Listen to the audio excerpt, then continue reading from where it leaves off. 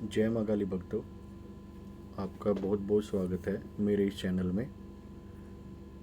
मैं जैसे अपने चैनल में आपको साधना के बारे में बताता हूँ कि क्या सही है क्या गलत है, साधनाएँ होती हैं कैसे करवाई जाती हैं, या कौन से मंत्र सही हैं गलत हैं, इसके बारे में आपको बताया जाता है। मैं आज आपको गणपति जी के बारे में बताऊंगा, जो कि शायद यूट्यूब में मेरे हिसाब से मैंने सर्चिंग नहीं करी है, क्योंकि कभी यूट्यूब में मैंने सुना नहीं इसके बारे में। यूट्यूब में इन गणपति जी की व्याख्या नहीं है मेरे हिसाब से। क्योंकि ये जो गणपति हैं, गणपति जी के बहुत सारे रूप हैं, ये शायद सबको नहीं पता, क्योंकि हम एक ही गणपति जी को पूजते हैं। तो गज गणपति, महागणपति, उच्छिष्ट गणपति, जिसके बारे में आज हम बात करेंगे। बहुत सारे रूप हैं, कितने सर वाले गणपति भी होते हैं, 10 सिर वाले गणपति भी होते हैं, एक सिर वाले गणपति जी भी होते हैं। कईयों का जो गणपति जी हैं, किन्हीं का जन्म पार्वती जी ने जो एक किसी कारणवश जन्म दिया। जन्म मीन्स एक, जिसे हम कह दें कि एक वचन से पैदा कर देना किसी चीज़ को।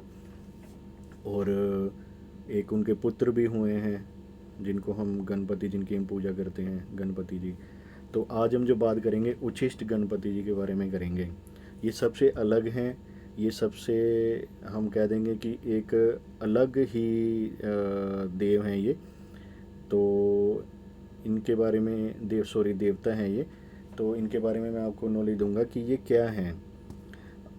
जब एक असुर था, उसने बहुत भक्ति करी ब्रह्मा जी की बहुत भक्ति करी। तो इतनी भक्ति करी, ब्रह्मा जी खुद प्रकट हुए। तो उसने, जब जैसे पहले के टाइम में ऐसे ही होता था कि जैसे उम्र भी ज़्यादा होती थी, तो भक्ति भी उस हिसाब से हज़ारों सालों की उम्र होती थी। तो उसने जब भक्ति करी तो ब्रह्मा जी प्रकट हुए, वर मांगने के लिए बोला।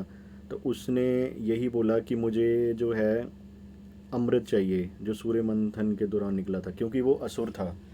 तो ब्रह्मा जी ने बोला कि ये चीज़ें पहले तय हो चुकी हैं, असुरों को अमृत नहीं दिया जाएगा।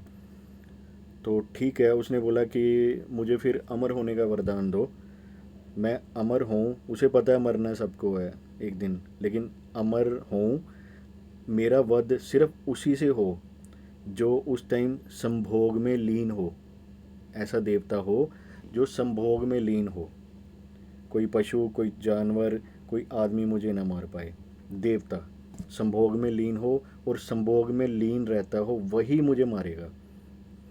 तो उसको वो वरदान मिल गया, जिसके कारण उसने बहुत फ़ायदा उठाया, जंग भी छिड़ी, देवी देवताओं को परेशान भी किया, कई जगह हुकूमत भी करी उसने, ये भोलेनाथ जी के टाइम में जैसे असुरों ने उस टाइम किया था।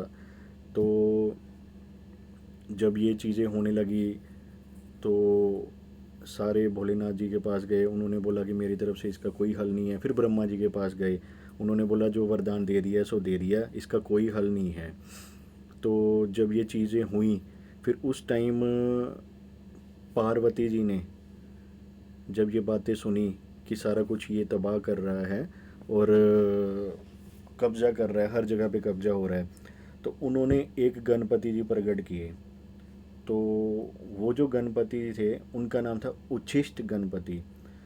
वो शायद आपको कहीं फ़ोटो मिले, या अगर आप सर्च करोगे शायद मिल भी सकती है, क्योंकि जैसा हमें ज्ञान है, हमारे गुरुजी ने जैसे हमें बताया, तो उसमें ये था, गणपति जी हैं तो उनके साथ उनकी वाइफ, वो छोटे रूप में है, गणपति जी बड़े रूप में हैं। गणपति जी की जो सूंड है वो उनकी योनि में है। तो ये हमेशा उसी में लीन रहते हैं, काम में लीन रहते हैं। ये वो गणपति हैं। हाँ, लेकिन इनकी जो साधना है बहुत ज़बरदस्त साधना है, ये किसी को नहीं पता इसके बारे में क्योंकि कोई भी साधना करने से पहले हम यही बोलते हैं कि गणपति जी की साधना और उच्छिष्ट गणपति की साधना जिन्होंने कर ली है, आगे साधनाएं बहुत आसान हो जाती हैं। क्योंकि ये हर आदमी आज की डेट में मान सम्मान, इज्जत, पैसा, धन दौलत हर कोई चाहता है, ये उसी के लिए ही है उच्छिष्ट गणपति। इसकी जिन्होंने साधना कर ली तो उसके पास मान, यश, धन की कमी नहीं रहती। गणपति जी का आपको पता है, रिद्धि सिद्धि दाता हैं। और माया इनके पास, इनके बिना नहीं आती है। कोई भी काम करना पहले इनको पूजना होता है, तभी आपको फल मिलता है हर चीज़ का, चाहे वो साधना हो, चाहे व्यापार हो, कुछ भी हो। तो ये जो उच्छिष्ट गणपति होते हैं, इनमें कुछ नियम ज़्यादा नहीं होते हैं, जैसे बाकी साधनाओं में नियम होते हैं, इसमें ज़्यादा नियम नहीं होते हैं। इसमें आपको बैठना भी है तो जूठे मुंह बैठना होता है, मुंह जूठा करके। अलग अलग होता है, जैसे आपने मान लो कि धन के लिए करना है तो मुंह में जैसे आपने गुड़ डाल के बैठना है, या आपने मान सम्मान के लिए करना है मिश्री डाल के, या आपने मान लीजिए कि किसी ज़मीन जायदाद के लिए करना है, कोई घर के लिए करना, आपका अपना घर नहीं है तो उसके लिए पंचमेवा होता है। ऐसे ऐसे करके अलग अलग होते हैं, उसकी सारी विधि है हमारे पास, लेकिन वो इसमें नहीं बताते। आपको पता है, जैसे मैं अपनी हर वीडियो में कहता हूँ कि मैं कोई भी मंत्र इसमें नहीं देता हूँ, क्योंकि वो हमारे खुद के सिद्ध किए होते हैं।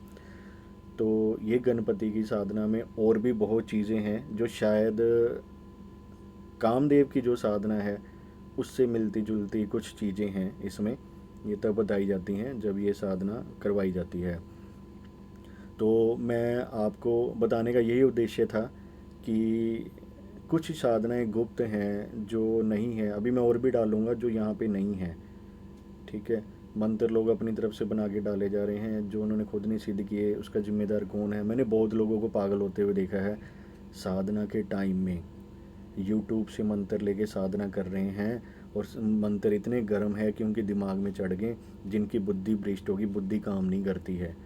जो साधना के टाइम जिस चीज़ों का परहेज था और बाद में वो उसी में उल्टा हो गया, काम, क्रोध, लोभ, मोह, अहंकार की तरफ वो लोग चले गए हैं, जो तामसिकता की तरफ ज़्यादा बढ़ गए हैं। उल्टा हो गया सारा कुछ, क्योंकि ये चीज़ें जब हावी होती हैं तो, क्योंकि इनके साथ भूत प्रेत योगिना भी चलती हैं, पहले वही आती हैं, बाद में देवी देवता अपना असर देते हैं, अपना स्वरूप देते हैं, पहले यही लोग आते हैं। मैं कह रहा हूँ ऐसी ऐसी चीज़ें हैं जो साधना के दौरान में जो अनुभव होते हैं, लोगों को नहीं समझ लगता है कईयों को, क्योंकि गुरु की छाया नहीं है। सही गुरु को आज की डेट में मिलना बहुत मुश्किल है, हमने भी बहुत धक्के खाए हैं। तो वो चीज़ बहुत है। हमारे पास सारी साधनाएं हैं, धन से लेके गड़ा धन तक की, अभी वो भी डालूँगा। वो ऐसी चीज़ें हैं जो शायद मैं आपको पहले बार बार एक ही चीज़ कहता हूँ कि ऐसी साधनाएं हैं मेरे पास जो यहाँ पे नहीं मिलेंगी आपको यूट्यूब में, मंत्र भी डिफरेंट है उसके। तो वो चीज़ें मैं सबको कहता हूँ कि आपको करनी चाहिए ये साधनाएं, सही गुरु की देख रेख में। गुरु मंत्र आपके पास है तो सारी दुनिया की ताकत आपके पास है, फिर आप कोई भी साधना कर सकते हो। लेकिन पहले साधना ऊर्जा इकट्ठी करने के बाद ही करनी चाहिए, जैसे मैं अपने सभी शिष्यों को बोलता हूँ। उसके बाद तो फिर सब कुछ आप ही का ही है। ये साधना उच्छिष्ट गणपति की आपने कर ली, इसके बाद फिर चाहे आप आराम से देवी देवता की किसी भी साधना करें, क्योंकि जब धन से संपूर्ण होता है ना आदमी, फिर किसी चीज़ की टेंशन नहीं होती है। पूरी ज़िंदगी पड़ी है साधना करने के लिए। सही गुरु अगर आपके पास हो तो फिर आप बेफिक्र रहते हो उस चीज़ के लिए। तो मेरा मकसद यही था इसके बारे में नॉलेज देना। और भी बहुत बातें इसके बारे में, लेकिन जब साधना का रूल एंड रेगुलेशन आते हैं, ये बातें तब बताई जाती हैं। मंत्र मेरा नहीं इसमें होता है यूट्यूब में। तो आपने कोई भी साधना करनी, संपर्क कर सकते हैं। तो सोच समझ के गुरु बनाओ, कोई भी हो, मैं भी क्यों ना हूँ। गुरु ऐसे किसी को मत बनाओ, क्योंकि जब हम जगह जगह धक्के खाते हैं, गुरु दोष लगता है, हमारे ग्रह डाउन होते हैं, हमारी जो साधनाएं कभी कामयाब नहीं होती हैं। तो इसलिए गुरु बहुत सोच समझ के बनाओ, टाइम ले लो आप सोचने का, क्योंकि आज की डेट में ठग बहुत हैं। मैं खुद कहता हूँ 95 to 96% ठग हैं, 4% ही सही हैं, 95 to 96 100 में से। तो बहुत सोच समझ के गुरु बनाओ। वही गुरु पहले परखो, उसके जांचो, फिर उसके बाद गुरु मंत्र लो, क्योंकि गुरु मंत्र में बहुत ताकत होती है, बहुत पावर होती है गुरु मंत्र में। इससे ऊपर मैं नहीं मानता कोई मंत्र होता है। गुरु अपनी सारी जो अपनी ज़िंदगी की पूंजी होती है गुरु मंत्र में दे देता है। कई लोग इसकी कदर नहीं करते हैं, लेकिन वो फिर कहीं के भी नहीं रहते हैं। मेरे आंखों देखी हुई बहुत चीज़ें हैं।